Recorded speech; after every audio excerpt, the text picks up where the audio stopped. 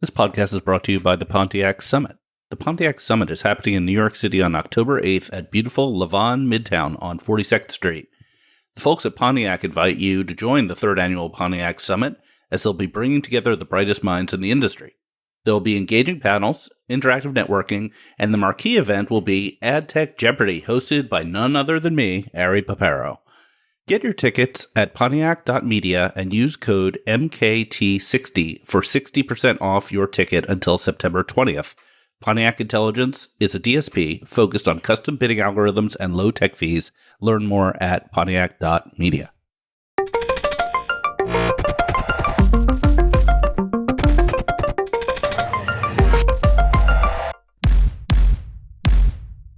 Welcome to Marketecture, where you can get smart fast with in-depth interviews of leading technology executives. I'm Ari Paparo. I am joined today by Richy Glassberg, the CEO and founder of Safeguard Privacy. Richy is a longtime veteran in the advertising industry, and we're very interested in hearing what he has to say about his privacy technology. Richy, thanks for being here. Ari, thanks a ton for having me. It's great to be with you. So is it fair to call your company a privacy technology? I think the way we talk about it is we're legal compliance. We fall not into ad tech, we fall more into legal tech. We are a legal compliance platform. Okay. So the elevator pitch, what does it help me comply with in the legal realm? So our platform does two things and two things only. We help you manage your privacy compliance of the patchwork of legislation, and we help you manage your vendor's privacy compliance. We're not a tech company. We don't sit on your iron. We're not a CDP. We're not a consent string. We are literally legal compliance, Ari. We standardize assessments to all these laws, and we're used mostly by lawyers and data people to make sure that you are compliant with the laws as you build your product. Okay, that's pretty interesting. Let's talk about the company briefly. Have you taken funding? How large is the company in terms of employees? Where are you based? So we're based in New York. I started this in the end of 2018, 2019. I bootstrapped it until 2022. We have a few very prominent industry angels, and we took our first small seed round in 2022. And this summer, we just took a seed extension. Okay. So we're pretty excited about that. It gives us another couple of years. We're about 20 people, and we're fully remote. We went fully remote in the pandemic, and we're all around North and South America. Right. It seems like everyone's remote. I keep asking people where they're based, and no one has good answer. All right. Take me through the product. Who's the user? Is it a lawyer? Yeah, mostly. Yeah. Okay. So Ari, here's what happens. A new law comes out. You're Ari Paparo, and you're the general counsel of Beeswax. And you call up your law firm, Dewey, Cheatham, and Howe, and say, what do I do?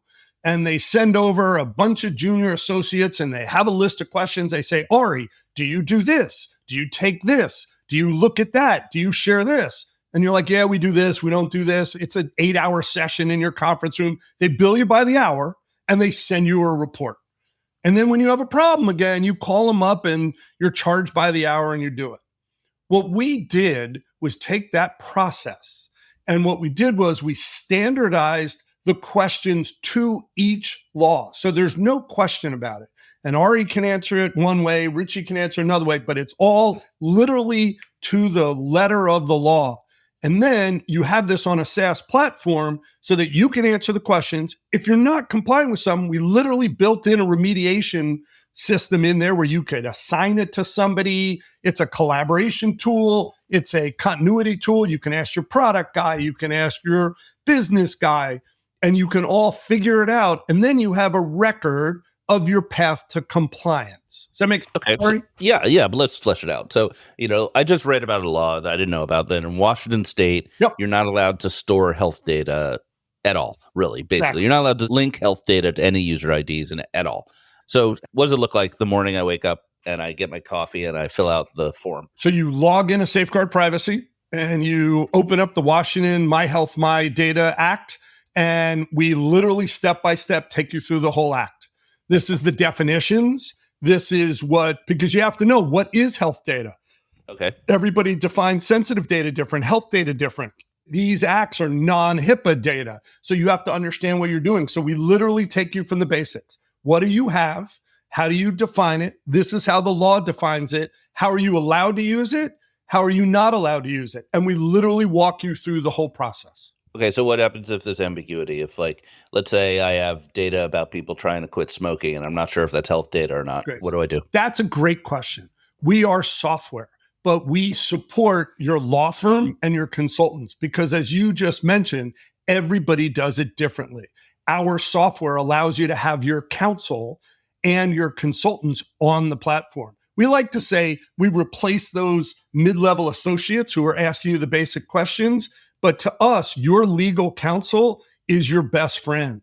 And we want you to use your legal hours for the nuance that, exactly as you asked, Ari, so that when your ad tech company X, which is different from ad tech company Y, that your counsel will explain how you need to handle it. But there's a record of it. The most important part about our platform is we're fully auditable. So if an auditor ever comes in or a regulator ever comes in, you can show what you've done and you can show your work. That, Ari, that is the key differentiator when you're talking about laws versus industry standards. Okay, let's keep working through my example. So I don't know if I have health data or not because I'm confused about definition.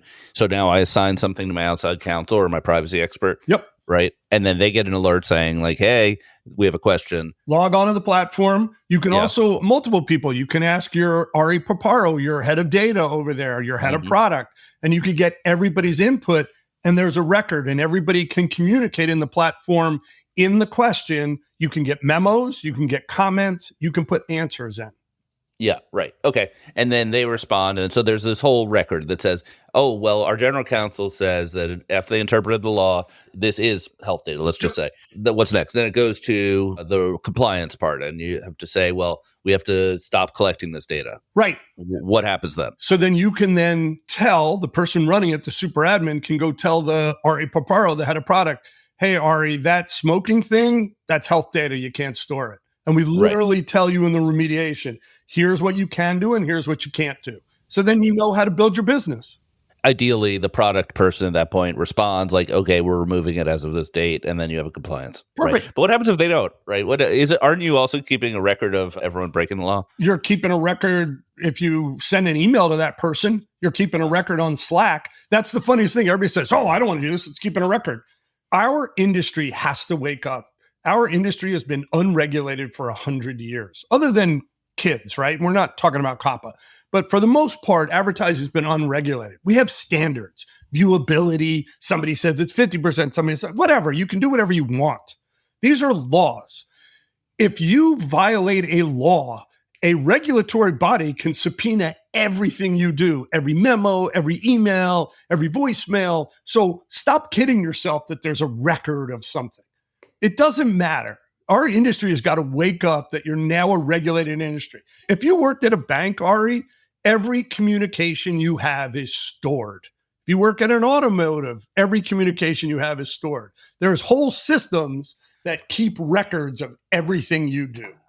Okay, let me interrupt you. So let's talk about vendor. So you mentioned that it helps with vendor compliance. Walk me through a vendor workflow. Great. So these laws have a crazy new wrinkle to them. For the first time, you're now legally responsible for your vendors. You are your brother's keeper. So what's happening today? Ad tech company A, publisher A, mid-sized publisher A gets 20 to 30 privacy RFIs a month. A platform, name any of the four big ones, may get 2,000 a month. The way before our system was built was an advertiser or a marketer would go to a law firm, pay an ungodly amount of money for a questionnaire that then they would send out. Those 20 that you get as mid-sized publisher A are all different, Ari. So what we've done is, because we wrote an assessment to the law, we've standardized it. So the NAI is behind this, the Better Business Bureau is behind this, and now, as you know, the IAB with the diligence platform is behind this. Because it's standardized, mid-sized publisher A only has to fill it out once, and they can choose who to share it to multiple times. So we're saving publisher A, ad tech company B, ad tech company C, literally thousands of hours of an operation person or a lawyer filling out 20, 40, 50 privacy RFIs every month. So this is a standardized document you can send off. Is that sufficient for everyone, or do people want their custom RFIs? So that's a good question. And it's hard to answer that. So the law says you have to comply with the law. We cover the law. There's probably 700 plus companies on our platform today. 10 of them want to ask their own questions, Ari. So I'm not going to say yes or no. I'm going to say for the most part, people want to standardize it on both sides. And we've worked very hard to do that. The beauty of what the IAB did with the diligence platform is I can only standardize the law questionnaires. The IAB diligence platform, what the IAB did was they've now helped it out because they've standardized the questions that you would ask a DSP, the questions you would ask an SSP, a publisher. Those are outside of the law. It's about data flows.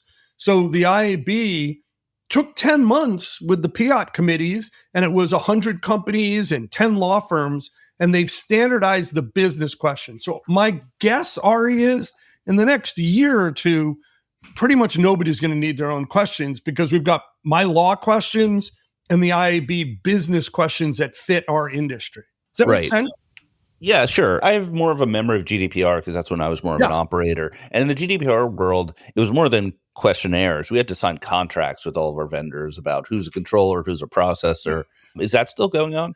So in CPRA, you have to do a contract addendum, and I'm not practicing law here, Ari, so I'm thinking really hard. Sure. You have to do a contract addendum if you're a service provider, contractor, or a third party.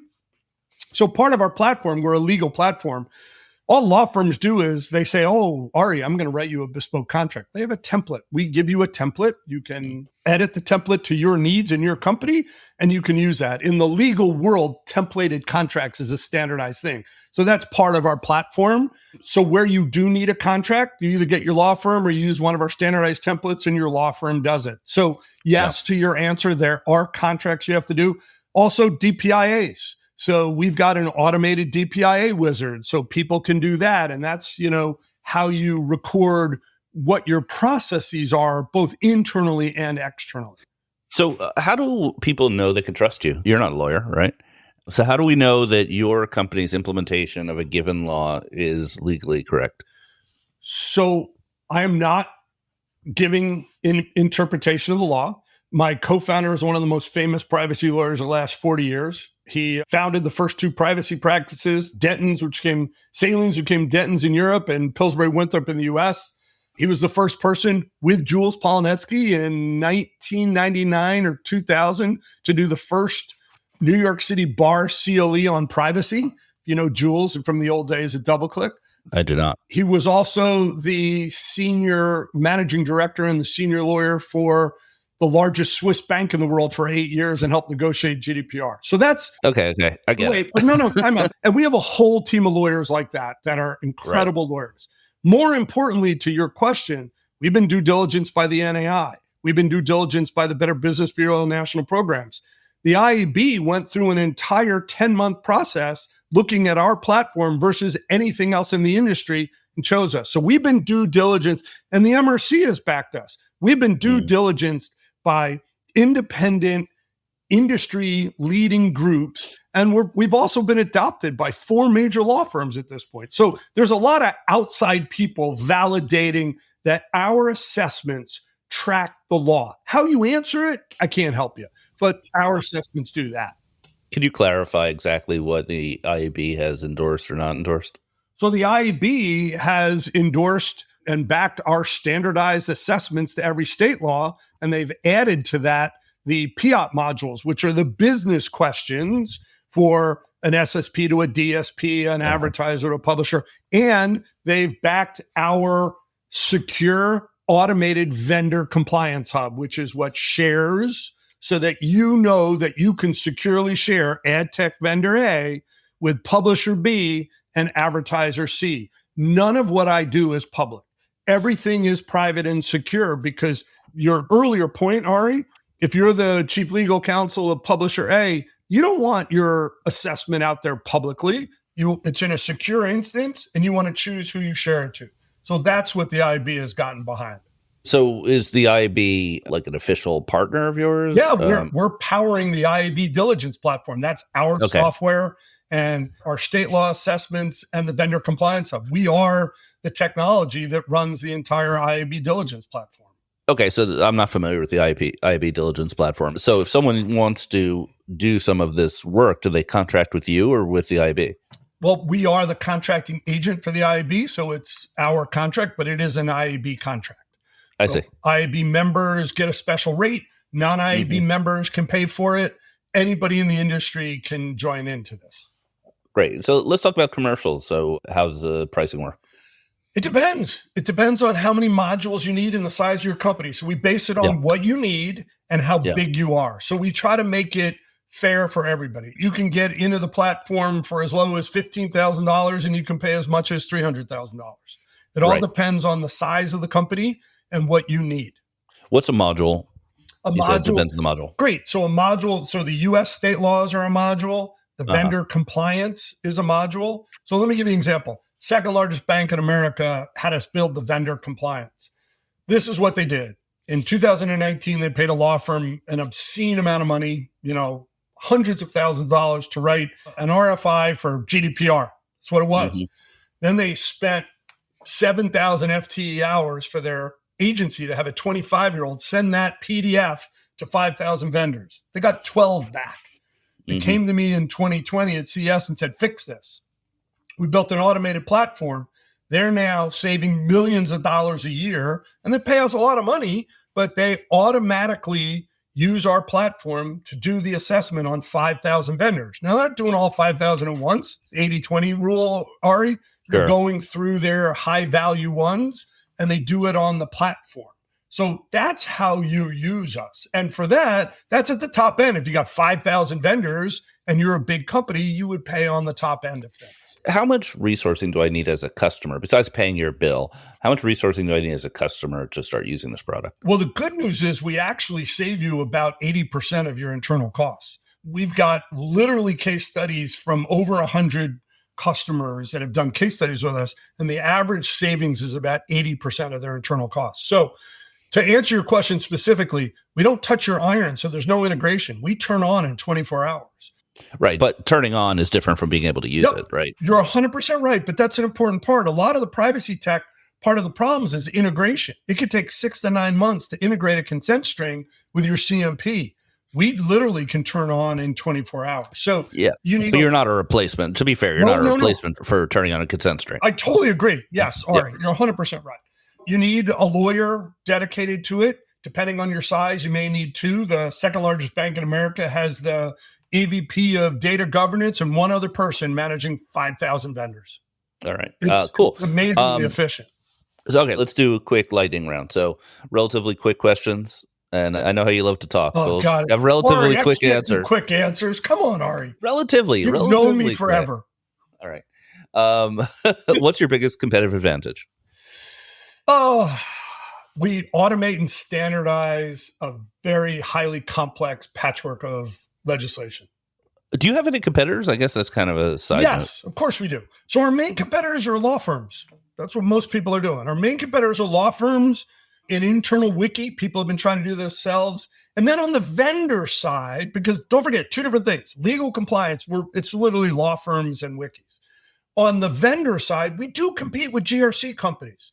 There are GRC companies that are doing InfoSec and other stuff, and they'll be a mile wide and an inch deep. So what's GRC? Sorry. The software in big companies that handle your regulatory compliance, your HR compliance, your InfoSec, your OSHA. So there's companies like Archer and ServiceNow that are billion-dollar ServiceNow, I've heard of. Yeah. So they're like a mile wide and an inch deep on privacy, and we're a mile deep on privacy. Awesome. So what's the one thing that prevents people from using your product? Fear. People don't understand the regulated environment. We've lived in an ad tech world where people are like, oh, yeah, I'm viewability. Oh, yeah, I'm brand safe. And you never had to prove it. This is the first time our industry has had real regulations. And they're literally like a deer in the headlights, Ari. Right. And they don't know. And their biggest fear is, if I write it down, I'm going to get in trouble.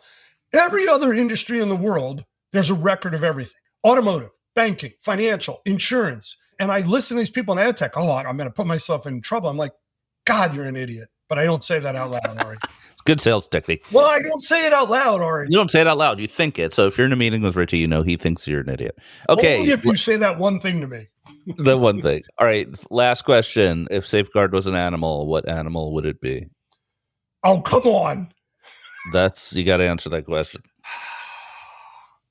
And don't say lion. Everyone says lion. No, I'm not going to say lion. I got to think about this. What's the smartest animal in the world? We're a dolphin. Okay. Just because you're smart or anything more to it? We're smart. We're streamlined. We're efficient. We're a family pod. We take care of each other. Oh, I'll go with elephant. They're a family pod. They take care of each other. They got a great memory. I can't decide between elephant or dolphin. All right. Elephant's pretty good because of the memory thing. Yeah. All right. Richy, thank you so much for being here and telling us about Safeguard. All right. Thanks a lot for having me. It's great to see you, buddy. Thanks for listening. New interviews are added every week at marketecture.tv and your favorite podcasting app.